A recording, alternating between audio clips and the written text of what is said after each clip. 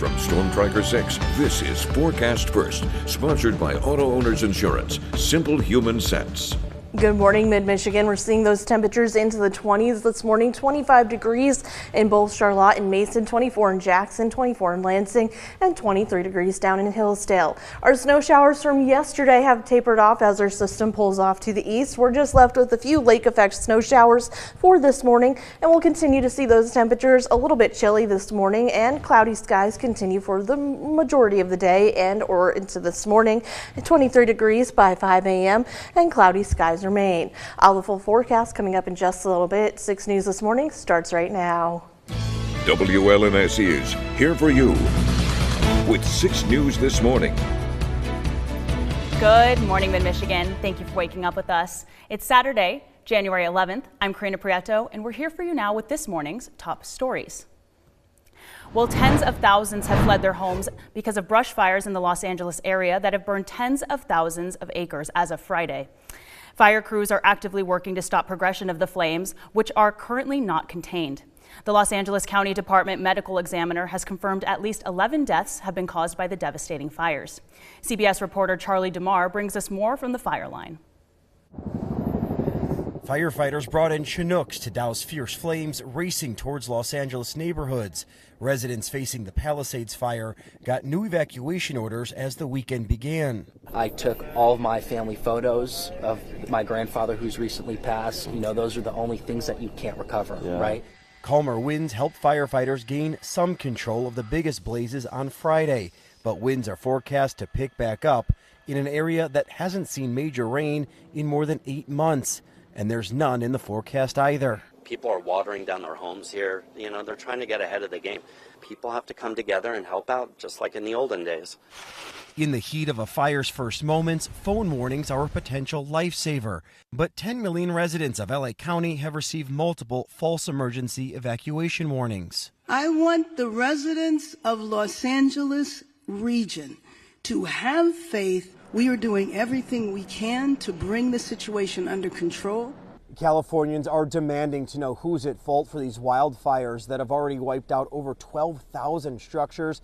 This as police are cracking down on looters. The LAPD and our law enforcement partners are actively maintaining law and order in areas impacted by the fires. National Guard troops are helping to protect property in the evacuation zone as firefighters work to battle blazes that have already destroyed 37,000 acres. Charlie DeMar, CBS News, Los Angeles. Well, several people with Michigan ties are right in the middle of it all, and they say the flames are only part of the problem. Makes it all look like, basically, makes it look like you're walking through hell, basically. Lansing native and Michigan State graduate Philip Moon lives in North Hollywood. This was the view from his front lawn Wednesday morning.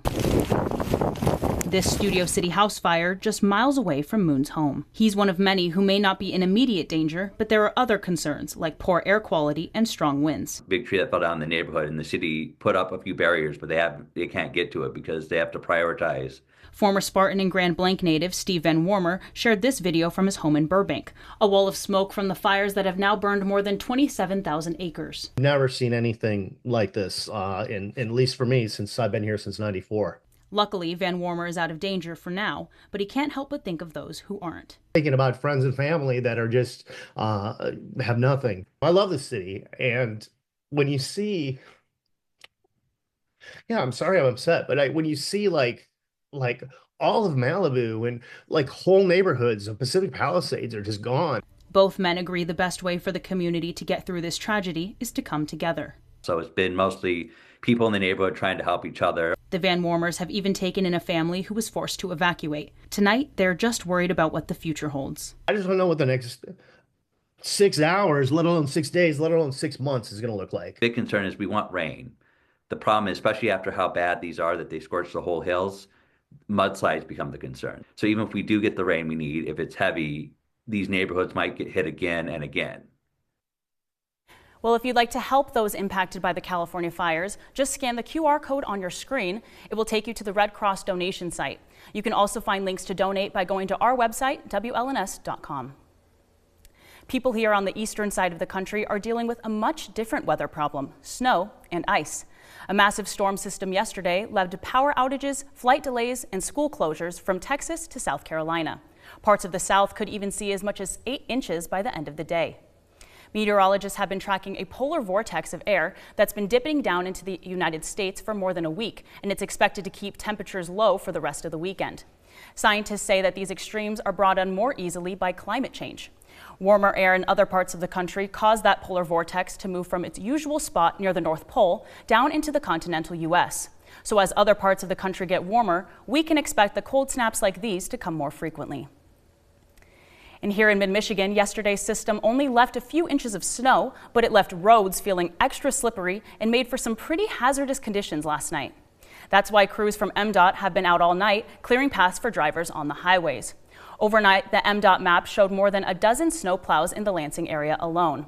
You can even see their names like Stormbreaker, Flakes of Fury, and Clearapathra.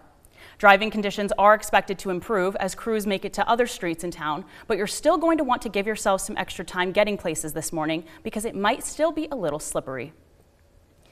And when the weather gets this cold, it makes everything harder, including your child's walk to school. But regular physical activity is an important part of every kid's life. And now schools can apply for the Safe Routes to School grants for the 2025-26 school year to make it easier to get there. These grants make it safe, convenient, and fun for children to walk, bike, and roll to and from school. The organization also says these efforts help ease traffic jams and air pollution and create a sense of unity for the participating students. If you're interested in starting active transportation programs at your school, applications will be accepted until 5 p.m. Friday, March 7th. Grant awards will be announced in May. From Storm Tracker 6, this is Weather on the Sixes, sponsored by Auto Owners Insurance. Simple human sense. Well, roads are starting to look a little bit better this morning down in Jackson, though we're still seeing a little bit of those slippery roadways. So just like we mentioned, give yourself time to travel this morning. Temperatures are in the 20s, so they're still below freezing, but they'll slowly start to warm up for the day today. Our system, though, has moved out, and we're just looking at some cloudy skies and some snowy conditions as some lake effect snow showers start to move in.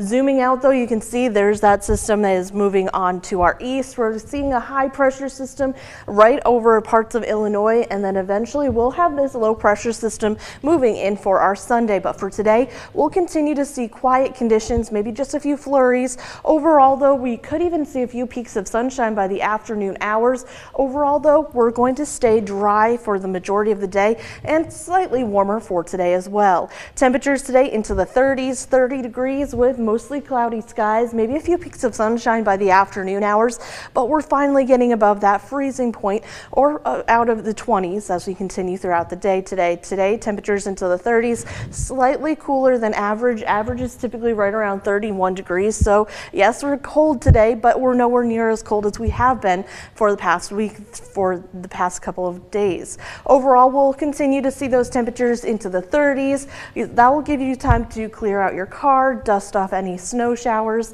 or any snow that has fallen for the overnight hours, and we'll continue to see cloudy skies, maybe a few peaks of sunshine by the afternoon. Right, well, I'll just give you a heads up in case you haven't been outside today. You will definitely need to take some stuff off your car. Exactly. I was out there for a while, quite early this morning before coming in, and it was not fun. So leave some time. Give yourself time and also take it easy on the roadways. I know MDOT is out there working hard, but I mean, it is a little bit slippery on some spots that are always untreated. want to be careful. Yes. Right, well, thank you, Kelsey. And coming up,